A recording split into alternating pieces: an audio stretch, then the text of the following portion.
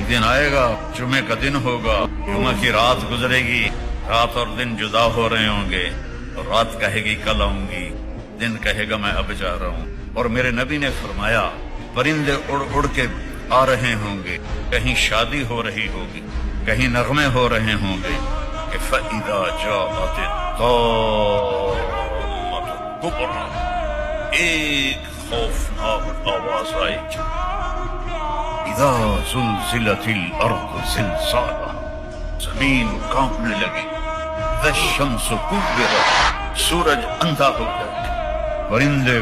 آوازیں نکالیں گے اور آواز تیز ہوتے ہوتے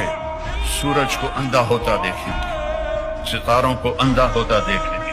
انسان سب سے آخر میں مرے گا،